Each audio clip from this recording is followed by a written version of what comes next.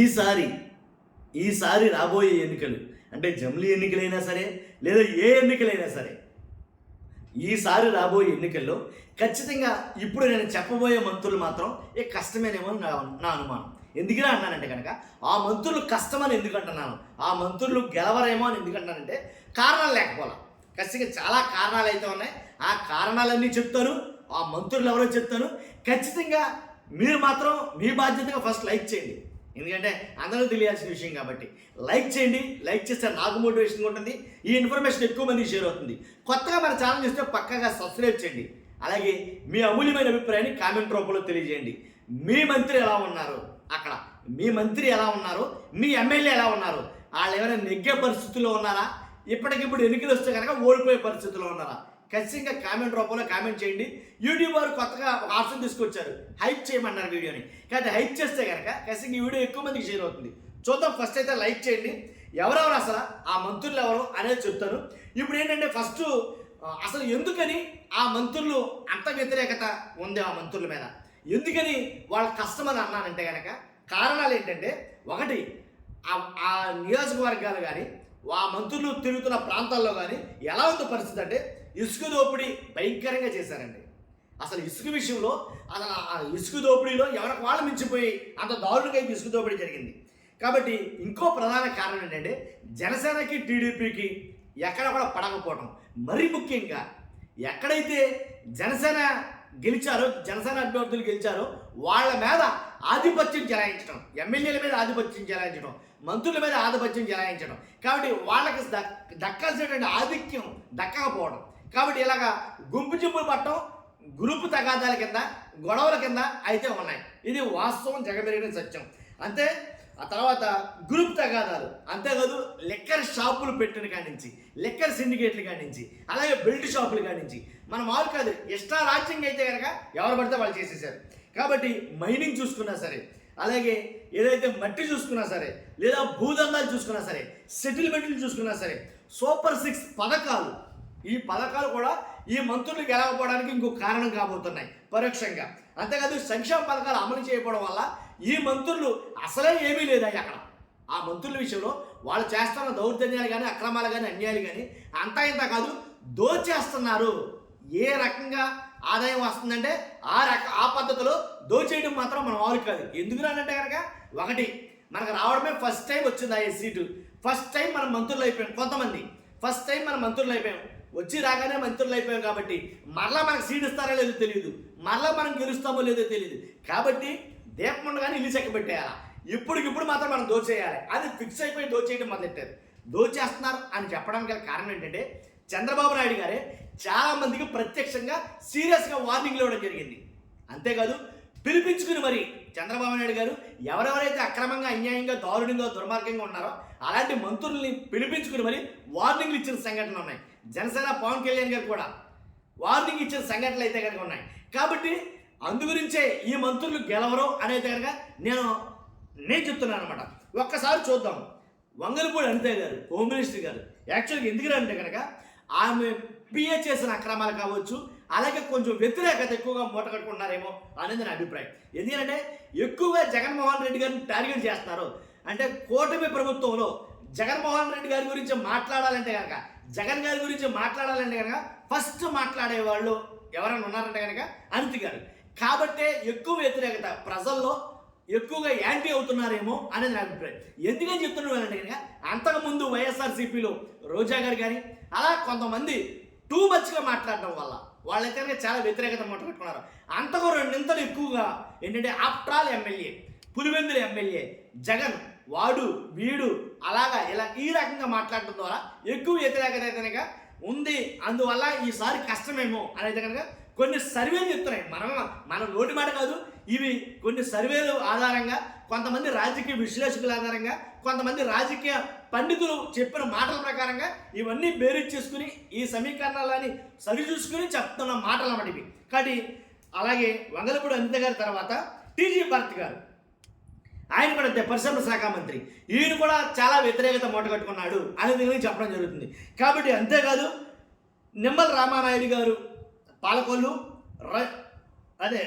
రైతు శాఖ మంత్రి అనుకుంటా, ఆయన వ్యవసాయ శాఖ మంత్రి. కాబట్టి ఈయన కూడా తీవ్రమైన వ్యతిరేకత అయితే మూటగట్టుకుంటున్నాడు. కారణం ఏంటంటే కనుక ఏంటి, ఏదైతే రైతులకు చేస్తానన్నది చేయలేదో అలాగే కొన్ని విషయాల్లో అయితే కనుక, కాబట్టి చెప్పాల్సిన దానికన్నా అతిగా చెప్పి చాలా మట్టుకి ఎలా అంటే వాలంటీర్లు అయితే కనుక కక్ష కట్టారని చెప్పాలి ఈయన మీద కూడా వాస్తవంగా అయితే కనుక. కాబట్టి ఈయన చెప్పిన క్యాన్వాస్ ఏదైతే ఉందో అలాగే ఈయన చేసిన ప్రచారం ఏదైతే ఉందో అది తారాస్థాయిలో చేయడం అయితే జరిగింది. దానికి తగ్గట్టుగానే ప్రజలకి చేసుకోలేకపోతున్నారు. అందువల్ల వ్యతిరేకత అనేది ఉంది. ఆ నియోజకవర్గంలో చాలామంది వ్యతిరేకంగా ఉన్నారు అని అయితే కనుక చెప్పచ్చు ఖచ్చితంగా. అంతేకాదు కందుల దుర్గేష్ గారు టూరిజం శాఖ మంత్రి నిడదవోలు, ఈయన పైన కూడా తీవ్ర వ్యతిరేకత అయితే ఉంది. ఎందుకంటే కనుక ఈయన నియోజకవర్గంలో కాపు కమ్మ అక్కడ ఒక రకంగా ఎలా అంటే డామినేషన్ అయితే కనుక నడుస్తుంది. కాబట్టి అక్కడ కూడా గ్రూపులు అయితే కనుక సెపరేట్ అయ్యాయి.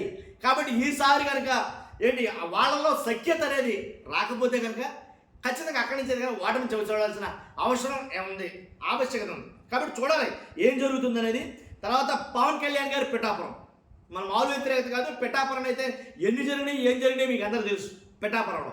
కానీ అంత ఎత్తులో పిఠాపురంలో వ్యతిరేకత అనేది ఉంది.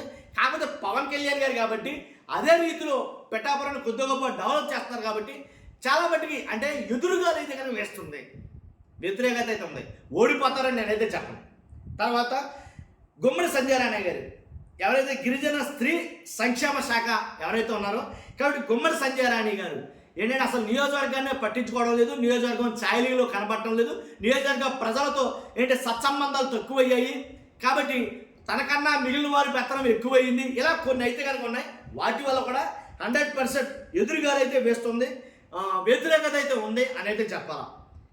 సత్యకుమార్ గారు ధర్మవరం బీజేపీ సేమ్ అదే ప్రాబ్లం.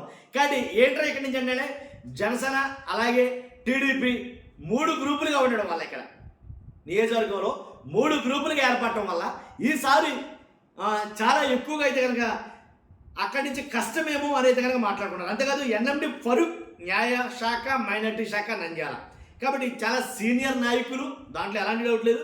కాకపోతే ఇక మీదట ఇంకా ఆయనకి రాజకీయాలు అయితే కనుక అవదేమో. ఎందుకంటే కనుక అక్కడి నుంచి తీవ్రంగా వ్యతిరేకత అయితే ఉంది. ఇంకా మీరేనా అనే పరిస్థితుల్లో ఉంది. కాకపోతే వాళ్ళకే అంటే ఆ నియోజకవర్గం నుంచి మేము పోటీ చేస్తాం అనే వాళ్ళు ఎక్కువగా ఉన్నారు కాబట్టి అక్కడి నుంచి. కాబట్టి అలాగే రాజకీయంగా వెనుక చాలా మటుకి ఆయన అంటే నచ్చని వాళ్ళు గిట్టని వాళ్ళు ఎక్కువగా ఉన్నారని చాలా సమీకరణలు అయితే చెప్తున్నాయి. అలాగే నాదెండ్ల మనోహర్ గారు పౌర సరఫరాల శాఖ నియోజకవర్గం తప్ప అన్ని చోట్ల ఉంటున్నారు నాదెండ్ల మనోహర్ గారు, తన నియోజకవర్గం తప్ప. కాబట్టి తెనాలిలో చాలా ఇష్యూస్ అవుతున్నాయి, 1-2 కాదు, చాలా ప్రాబ్లంలు అవుతున్నాయి, సాల్వ్ కాని ప్రాబ్లములు. ఆ విషయంలో కూడా నాదెండ్ల మనోహర్ గారి మీద చాలా తీవ్ర వ్యతిరేకత అయితే ఉంది, దాంట్లో ఎలాంటి డౌట్ లేదు. వైసీపీ నుంచి వెళ్ళి టీడీపీలోకి వెళ్ళి అక్కడ గెలిచినటువంటి కొలుసు పార్థసారథి గారు మంత్రి అయినటువంటి సమాచార శాఖ అనుకుంటుంది. కాబట్టి కొలుసు పార్థసారథి గారు ఆల్రెడీ అక్కడ టీడీపీలకే పట్టలా.